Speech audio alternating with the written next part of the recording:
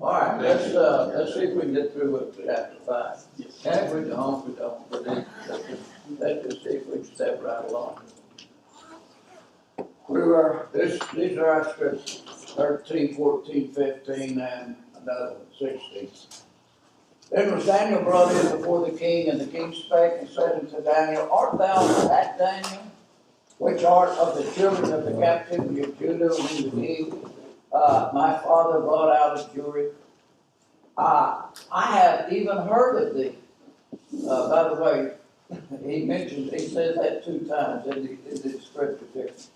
I have even heard of thee, that the spirit of the gods is in thee, and that the light and understanding and excellent wisdom is found in thee. And now the wise men, the astrologers, have been brought in before me, that they should read this writing and make known unto me the interpretation thereof. But they could not show the interpretation of the thing. And I have heard of thee, that thou dost make interpretations and dissolve doubt. You'll know that if you know me in late time, I like to do word study. And there's something interesting here I just want to insert in here. That word doubt there is actually a word that in the Hebrew, it has a couple meanings. One is hip joint, and the other is a knot, with the idea of untying knots, being able to untie a knot, and consequently or resolve a problem. And I thought that was kind of interesting that you're saying to Daniel, you're good at untying knots. Mm-hmm. You know, just kind of throwing that in, okay? Now, yeah, that's what it means. It means that he's good at solving problems. Now, if thou canst read this writing and make known unto me the interpretation thereof, thou shalt be clothed with scarlet, have a chain of gold about thy neck, and shall be the third ruler in the kingdom. I says, art thou Daniel? He must have had some knowledge of Daniel, even though he's not about 35 years old at this time. He died a young man, you know. But he was the oldest son of Nabonidus, who, by the way, if you'll remember before, was made king after a conspiracy where that they killed a young child king that had taken the throne in Babylon. Now, his father reigned for 17 years, but he didn't much like Babylon, so he spent most of his time in an oasis in northern Arabia. And his son, Belshazzar, ruled for about 14 years in Babylon, but he wasn't actually king.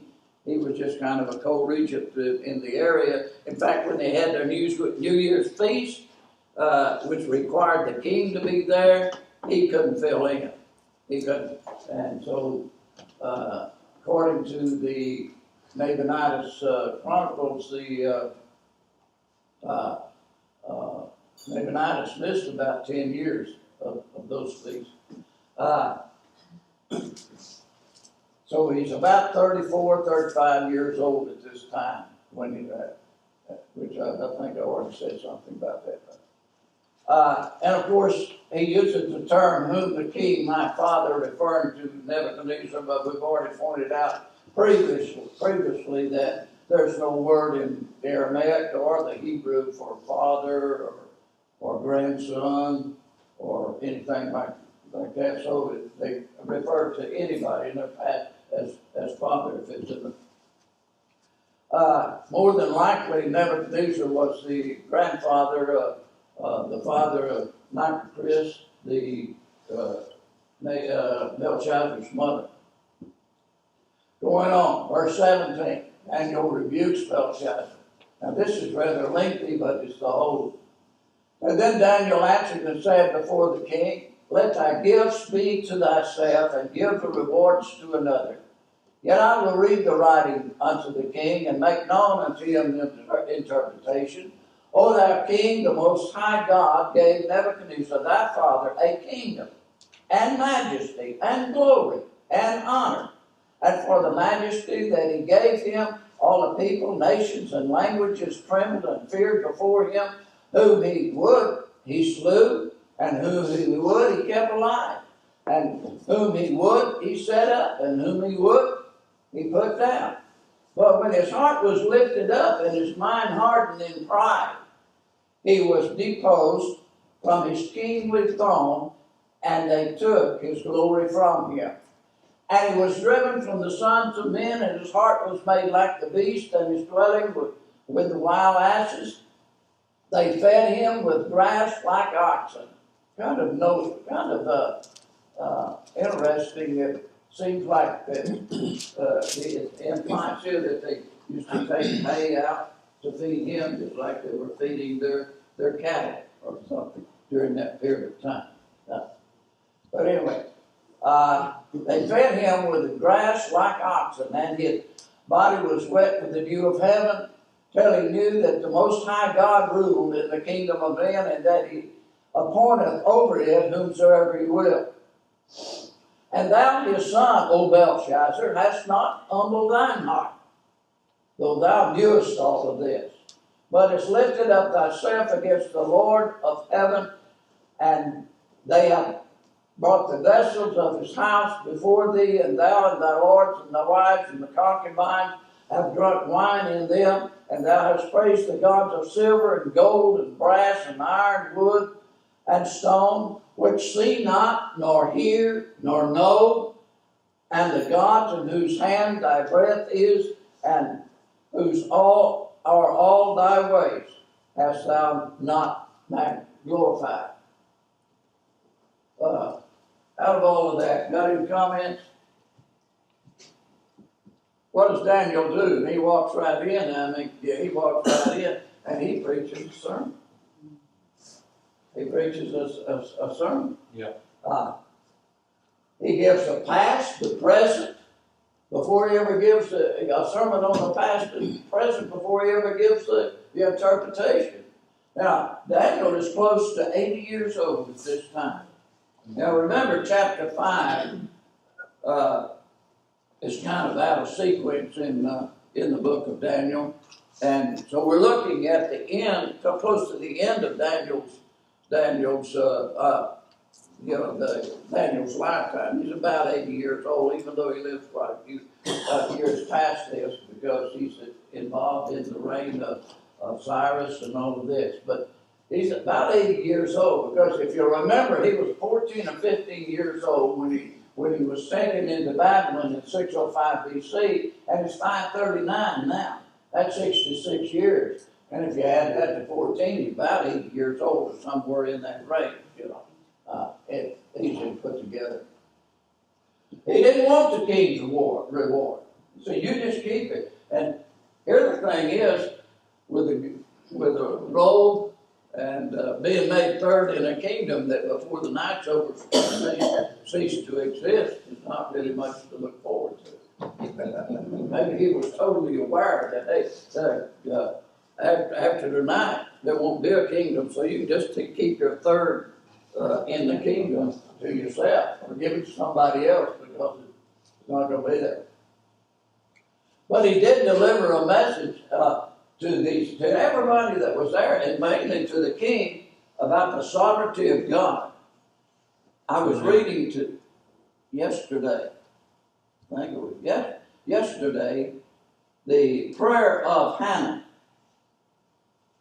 And it's kind of like this right here. She's saying God does this, God does that, God changes this, God changes that. God, and it was all in that prayer too, where she was expressing the sovereignty of God. I don't like to hear people say, God doesn't do this, or God doesn't do that, or God won't do this, because a lot of times in our understanding, we only get a little bit of understanding of how big the God is that we serve. Now he stands true to his word. We can say that God keeps his word, yeah. But I mean, to make broad statements that God's not going to do this and God's not going to do that, he's going to come in the back door every time you say something like that. You know. Anyway. He said, Belshazzar, you had, even though you knew all of this, you haven't humbled your heart. You've done the same thing your grandfather has done. And maybe, I don't know, but I don't know exactly, but the way I figured it is that it's, Belshazzar died in 562, and that would have made, Nebuchadnezzar died in 562, that would have made Belshazzar something like 12 years old when he died. He may have had some inkling, or it may have been, 5 or 6 years old when Nebuchadnezzar had this mental issue, and ended up, thinking it was an animal. But Daniel did say, even though thou knewest these things. So Belshazzar's not totally in the dark about what God done in the life of Belshazzar. Whether he remembered everything clearly or not, we don't know, but Daniel made the statement that he should have known some of this stuff anyway. But he's still, Belshazzar, filled with pride, just like his grandfather was. But has lifted up thyself against the Lord of heaven. This was his big mistake.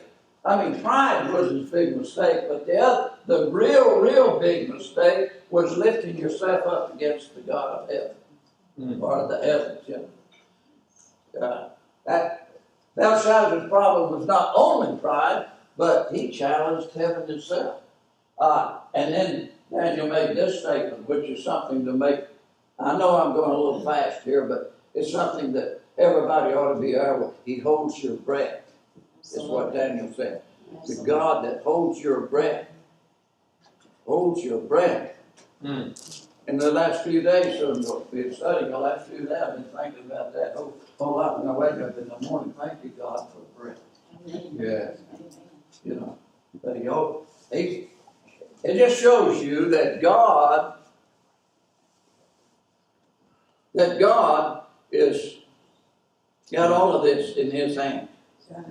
The God that we serve, the one we call Father. Okay, now we get down to the interpretation. Verse 24 through 28 says, Then was the part of the hand sent from him, and this writing was written. About what occurred there. And this is the writing which was written, Mina, Tekel, Upharsin. This is the interpretation of the thing. Mina, God hath numbered thy kingdom and finished it. Tekel, thou weighed in the balances and art found wanting. And Peres, thy kingdom is divided and given to the Medes and the Persians. So,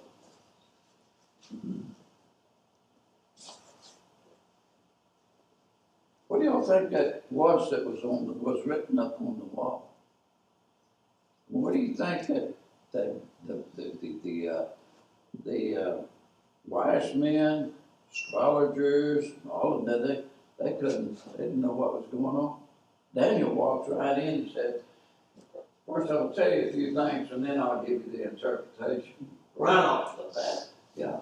That Had to be Hebrew. Or not? I think it probably was. But the wise men knew Hebrew too. So they had one thing about, I'm going to show you guys something here in just a minute. It's quite interesting. But it's just a possibility, okay? Just a possibility. It's just something kind of put into your memory bank as a possibility, not hard facts or anything, right? These fingers, it doesn't say anything about a whole hand. It just said fingers. The fingers of a man's hand. So I don't know what that would look like, just a finger writing on the wall. But what it was, it shook everybody up. It shook everybody up. The inscription couldn't be read by the wise men, and I got question marks there because we don't really know exactly what that was, what was written up there.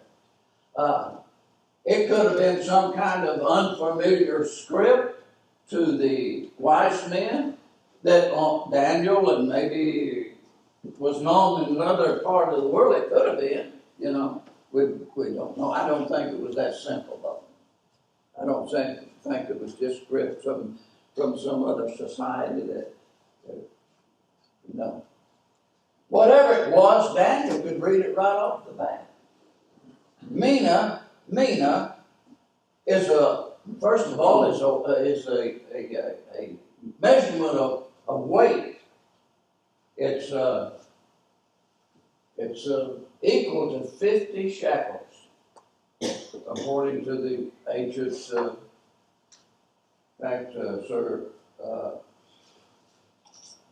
Isaac Newton. He was in charge of the mint in London at one time, and he was familiar with ancient weights and measures, and he said that he says that too. But so a mina is worth 50 shekels. Tickle, or to call, in the Hebrew is to weigh or be weighed, and it's equal to a shekel. And press means to break in two or divide. To divide. Here's the way it is in the literal translation of the scripture, and also in the Brown, Brown, I forget the guys, it's the other translation of the Bible, BDB and the literal translation, this is where it reads in there. And this is the writing that was written, a mina, a shekel, and half a mina. The way it is in the literal translation of which poses some interesting stuff. David Flynn, in his book, he says this: the inscription on the wall had been interpreted by the rabbinical scholars to have been written from top down, confusing the Magi, who normally read from right to left, just like the Hebrew. The Magi, the Aramaic, reads from right to left, and so forth. But the rabbinical scholars say they claim that it was written from top down. He also says that the words were known at the time as common monetary values, so that the descriptive aspect of the words, though intact, were not realized. In other words, the letters that were up there were known by the Magi, but they wasn't in an order that the Magi could understand. That's what they're saying. This is the way the writing on the wall appears in the Hebrew, that, like if you were looking at it in your Bible, if you had a modern day Hebrew Bible, this way back. Reading from the right to the left, mina, tinkle, Upharsin. So that's the way it would read up. But what the rabbis are saying is that this is the way that it would appear on the wall.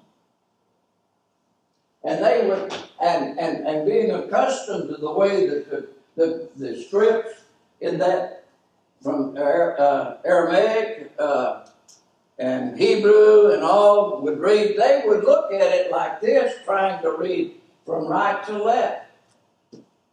So consequently, it didn't make sense, you know.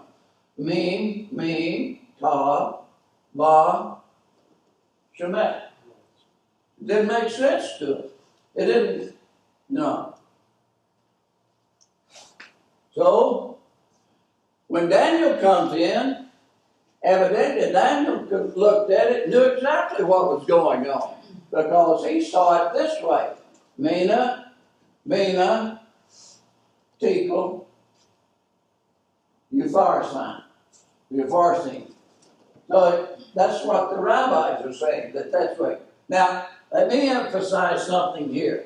I'm not saying that's what it was. I'm just saying this is what the rabbis say. That they think it was on the wall. They confused the issue, But that the fingers on the wall, the finger that wrote on the wall, put it in like that. Okay, here's another thing. The Gerah, Gerah, was the smallest weight used in Babylonian commerce at that time, or anywhere as far as that goes in the Middle East. A mina is 1,000 gerahs. So you got mina, that's 2,000. A tekel is a shekel, which is equal to 20 gerahs.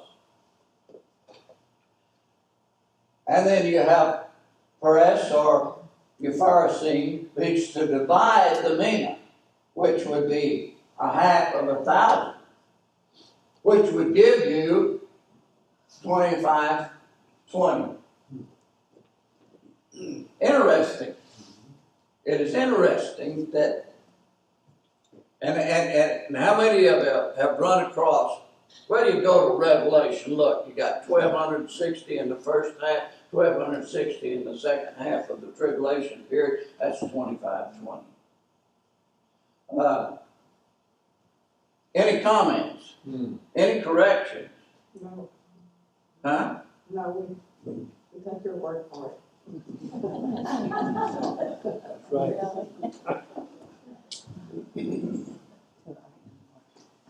Now we know, we're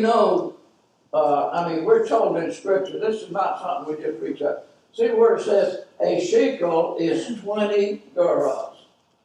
So the Bible interprets itself if you just look far enough, and so in this Scripture here, we know that what's being said up here, it's correct. Now, David Flynn, in his book, The Temple at the Center of Time, and I had that thing I've had that on my iPad for years, and I've read it only in sketches, I've never sat down and read the whole thing, just in sketches. But he said this. He said that there are 17,640 days between the destruction of Jerusalem, and the fall of Babylon in 539. We're talking about this period that the handwriting's on the wall and that the Persian army is coming in the gate. At the same time that Daniel is interpreting the writing on the wall, the Persian army is coming into the city. Before that night is over, the Persians own that town, own that city.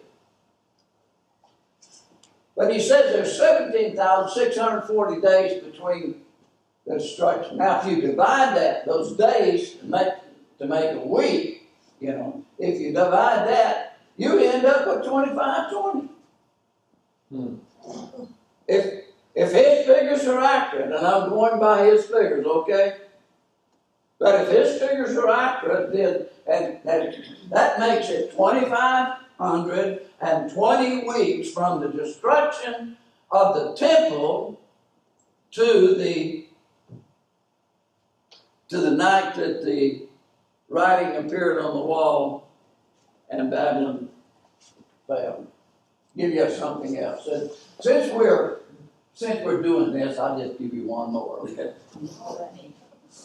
This here, we're told that there were 2,486 years between the release of the Jews from Babylon by Cyrus in 538. That's 2 years after the Babylon fell. Cyrus released the Jews and began to let let Zerubbabel and some Jews go back to build the temple. 2 years later, 538 BC. And the rebirth of Israel, there's 2,486, and these are years. So if you multiply that by 365 to get how many days, that would give you 907,390 days. But if we want to put that in Bible years, we divide that by 360, and that gives us 2,520 years. No, just another joke. I said last week, I think God's word is like a puzzle that you're fitting the pieces together, and you begin to get you begin to get an overall picture. You know. I think I did I tell you last week that some of our sent us one of these wooden puzzles. I mean, a little bitty pieces, but they're wooden. And there's a whole slew of them. And I just looked at it and go, we never will. We never will. Well, my daughter took it home, and a day or two later she brought it back, and she had it all put together. You know, and she put that puzzle together, and you could see the whole picture. The whole picture of what it was all about. I think the more we put together in God's Word, the more we get to see the God that we serve, and the nature and characteristics of the God, how big He is, how marvelous He is, you know.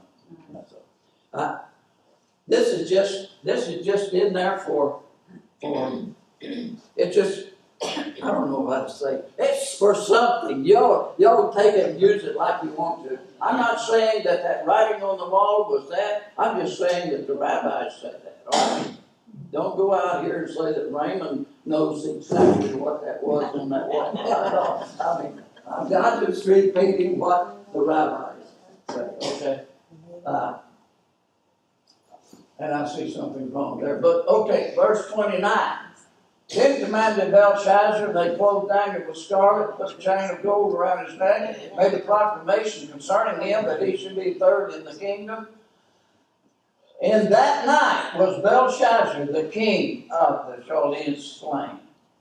And Darius the Mede took the kingdom, being about 62 years old. Okay. So the 80-year-old Daniel, he didn't want the stuff, but evidently they clothed him with it anyway, whether he wanted it or not. Like, and I think I mentioned this before, but the Persian soldiers were in the city. In fact, very few people were even hurt when the Persian army entered that city. In fact, the matter is, some didn't know till days later that the city was under Persian control. Just how I was taken. I'm sorry? They didn't have a BlackBerry back then. I guess not. Thanks for the help, okay? Well, it's a pretty big city, wasn't it? Pretty good size city, For yeah. word to get around there. Pretty good size city. And here's the thing is, y'all know, the Persian army, Cyrus diverted the water of the Euphrates into a lake with a canal.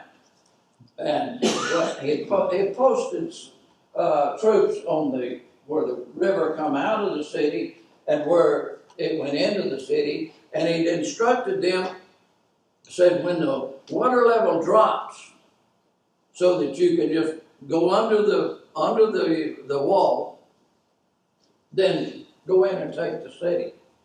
And so that's what happened.